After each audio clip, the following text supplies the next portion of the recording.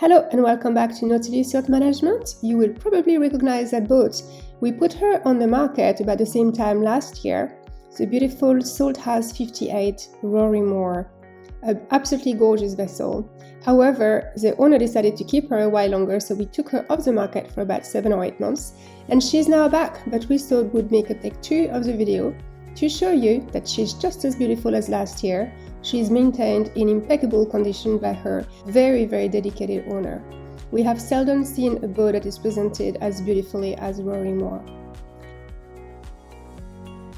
We thought also it would be a good chance to introduce some of the owner's commentary. He'll be able to show you in this video some of the more technical details for this gorgeous boat. So without further ado, let's go and listen to what her owner Paul has to say about some of her technical areas, such as the forward peak where the bass thruster is located and the water maker and those bits and pieces, and going back towards the engine room and then talking about the solar panels and electrical system, etc.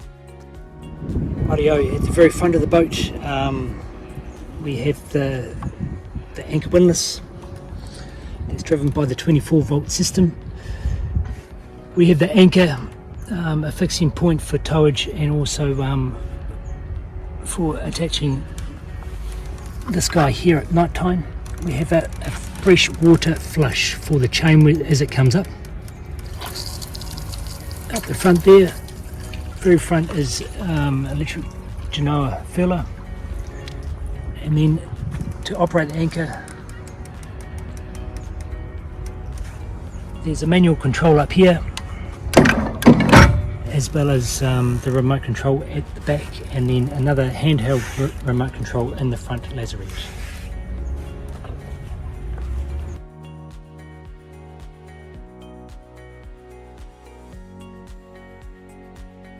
Rightio, moving to the front lazarette.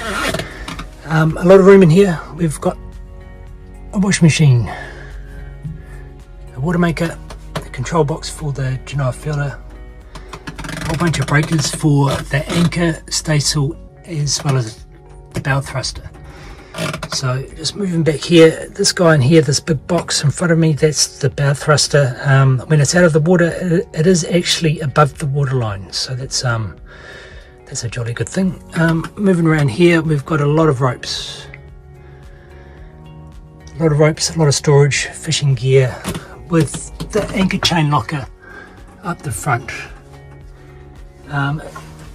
Moving back around this way, in front of me, that wall is a structural bulkhead.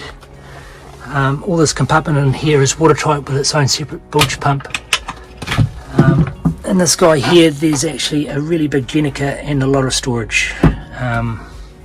There's a bit more information, another view of the water maker, and then up to the washing machine.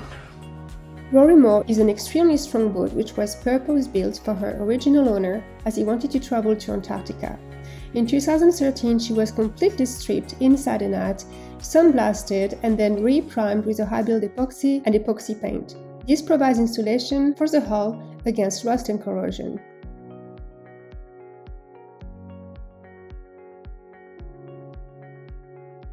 In 2020, she went through another huge refit which involved completely removing the mast, restepping the mast with brand new rigging, as well as replacing all of the sails and electronic equipment. A number of other upgrades were also done. With her boom furling mainsail, electric furling genoa, all the lines run aft, and electric primary winches, this boat is very easy to sail solo or short-handed. At the very stern of the boat, we have a very large lazarette.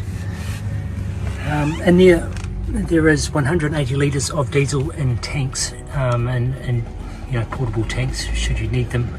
The boat has 800 litres in tanks built in, but that's just for doing a very long passage. In the lazarette, it's always been bone dry. We have a stern anchor.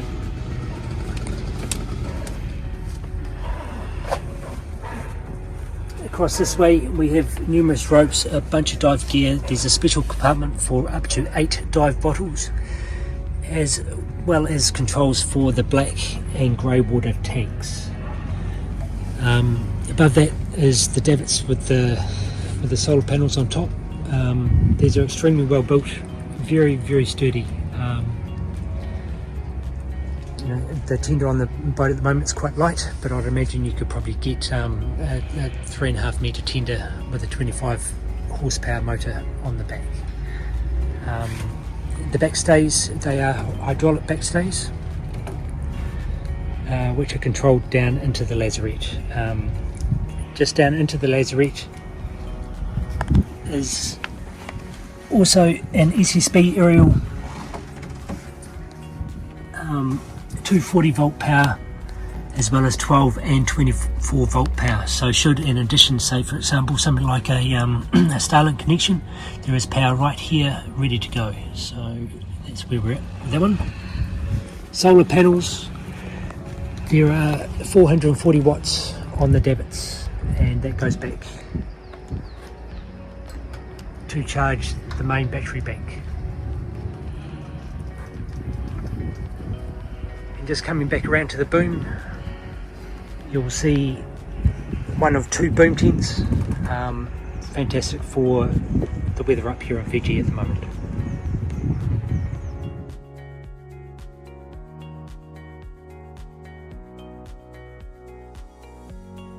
Rightio, starting in the centre cockpit area. Look, this is a really, really safe place, particularly during the passage and at night time. There's no need to get out of here. You can basically control the boat inside the centre cockpit. There are points where you can attach your lifeline. It's very high out of the water and it stays particularly dry. On this pedestal here we have controls for the bow thruster, in and out, up and down. We have the autopilot adjustment, compass, and also anchor, auto anchor up and down, as well as a chain counter. Underneath here is a VHF, which is attached to the main unit down below. In the cockpit itself, we have a good sized table which opens out, easily 5 or 6 people around there. And then moving forward, starting at the left, we've got a bunch of old buttons. So basically we've got the switches for the, well, I'll call these the primary winches because they do most of the heavy lifting. They are both electric. They also have a remote, so you can operate those in and out from the steering pedestal. We have the stay still motor in and out, as well as the Genoa furler. Move around. Basically all the ropes which are necessary to sail the boat come back into this cockpit. We have a bunch of switches here for lights, ranging from the stern to the dodger to a night light up here. A bunch of gauges, all for the engine, and then onto the BMG gear. Now there's 1,000,001 different ways you can configure all this, but it's pretty good stuff, and it's very, very reliable. And then another winch here, and then moving back underneath the dodger. As you can see, we've got the boom tuned up, pretty warm up here in Fiji at the moment.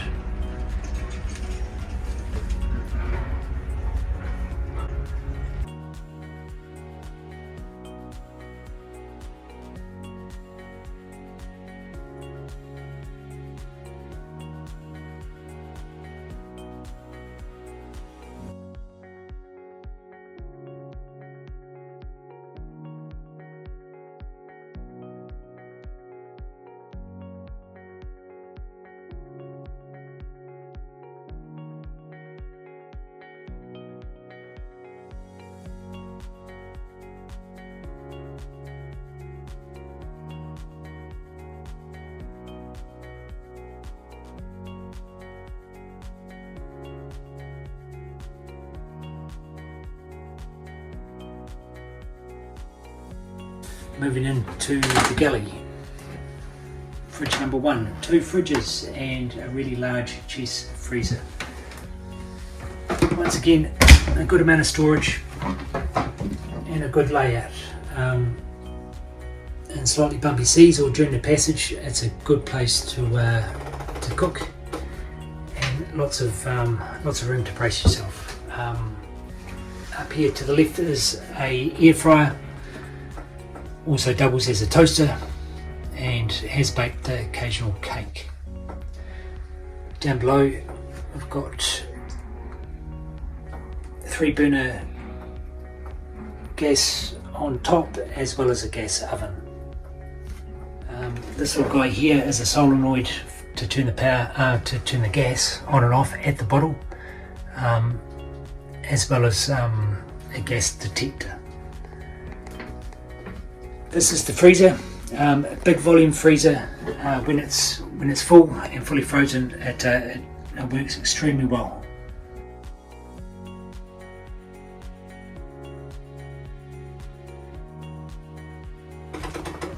Alright, just a quick word about the main switchboard. Basically there's 3 systems on the boat. We have a 12 volt system, a 24 volt system, and then a 230 volt system. It's all very self-explanatory, but with the 230 volt system is run by the generator or on shore power, so or through the inverter. So basically there's 3 sort of backups in regard to that system. The 230 volt will charge both the 24 and 12 volt systems, so there's sort of contingencies built into a lot of things on the boat. A few gauges for the engine, water separator for the diesel filters, and then the generator controls over this side.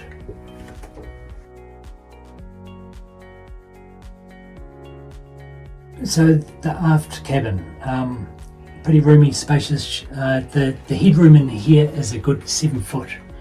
A lot of storage, a lot of room, a lot of storage underneath the bed. We've got storage for clothes in the centre, as well as a separate unit over here. Underneath all the squabs is a lot of storage, and once again it's very, very dry. There's never been any moisture in any of these compartments. And then a lot of other storage on the left and right of the bed.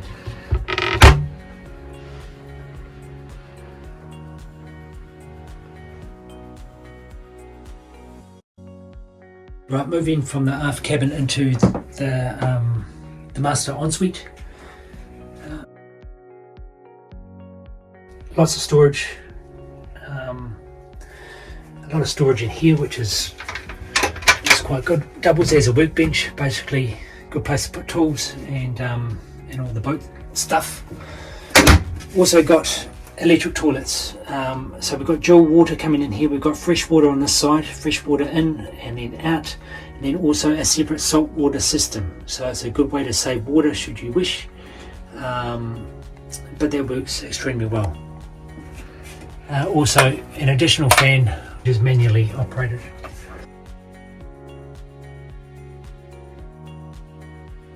The engine room, there's the big Cummins there, lots of room to access it on the port side as well as through the kitchen on the starboard side. We've got dual water filters there. Everything is really accessible, lots of room. We've got a wee diesel heater up the top there. It's kind of relevant in Fiji, but you never know. And then back around this side is the generator. So it's a good wee generator, it works pretty well. That big duct there is also for the heating. Back up here we've got the autopilot pump and motor, as well as a 24 volt charger and the radio battery. Lots of spare bits and bobs and tools.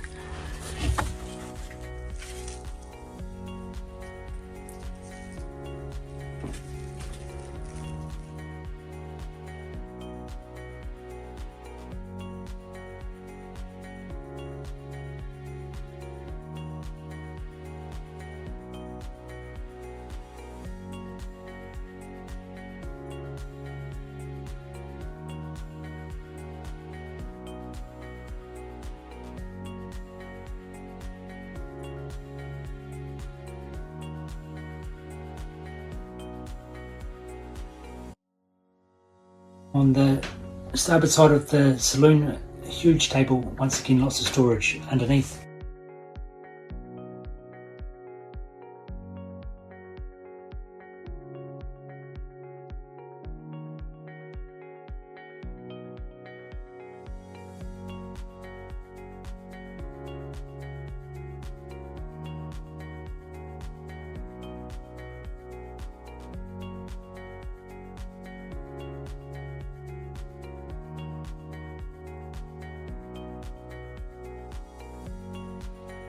In the central saloon, just run really quickly through a few of the sort of nuts and bolts mechanics of the boat. Underneath this guy is access to stainless steel water tanks, and then the main diesel tank, which is broken into 8 cells, which are built into the boat. Obviously, all the wiring is very accessible. These blue guys here are for the water maker, and they go into the 3 different water tanks. Just down here is a pretty comprehensive first aid kit, pretty accessible, and it's there if needed. Moving over to this side, once again more access to the mechanics, I guess, if you want to call them, on the boat. All the central plumbing separate from the electrical stuff. As you can see, that's very typical of how the inside of the boat has been treated. Very clean, dry, and in pretty good order. There's a lot of storage in the boat, ranging from these guys here, a whole bunch of bits and pieces, a big collection of tools, basically everything you need to keep the wheels turning. As well as underneath these squabs, there's a lot of storage. Primarily these are spare bits and pieces, and for the safety equipment, because they're pretty easy to access. It is mirrored the other side of the table with a lot of storage, and it's all very, very dry. We've never had any mold.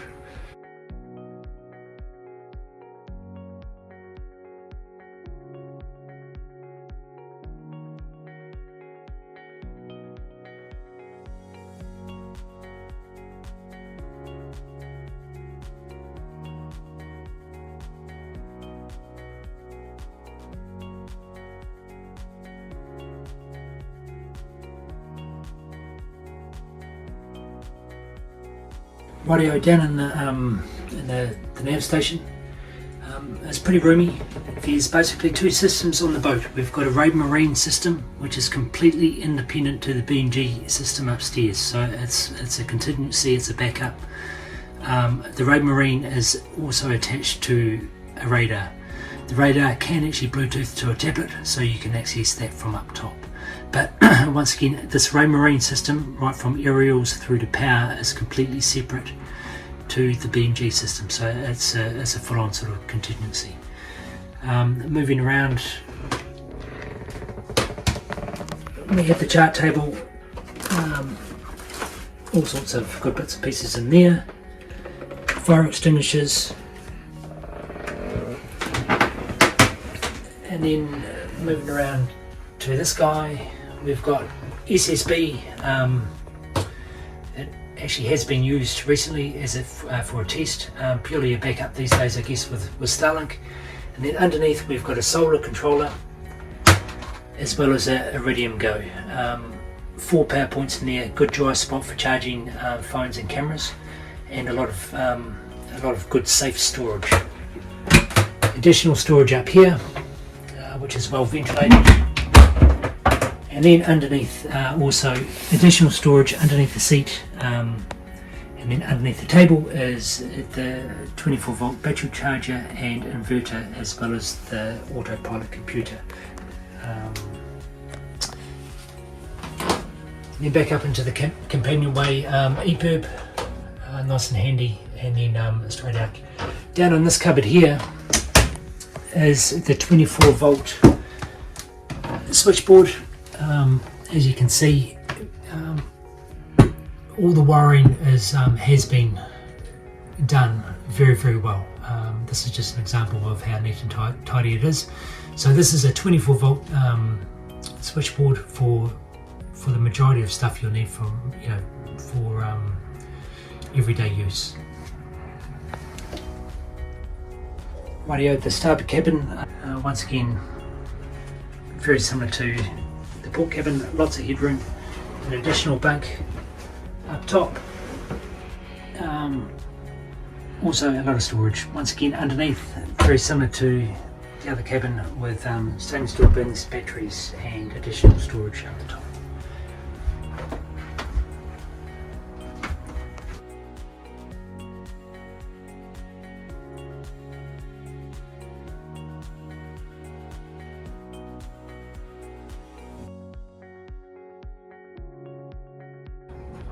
Forward bathroom. Yep, a good bit of storage again.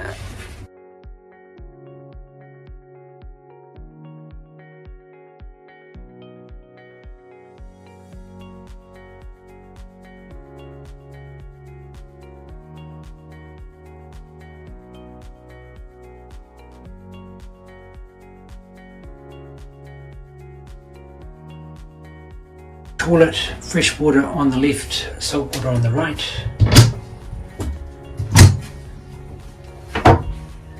And back again and around this way.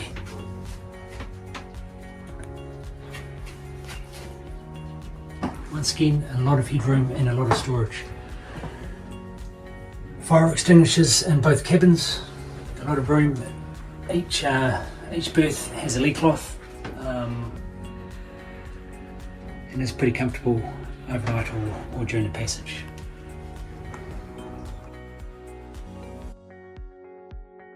Now, just to highlight the storage in the front of the boat underneath. Once again, this is a lot of storage. Basically, it's all very dry in compartments. There's more pipes, electrical work, another indication of the quality of the hull. Inside there,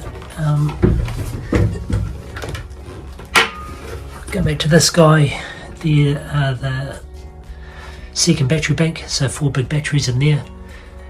And this guy here is a stainless steel bin, good for liquids, should they need storage.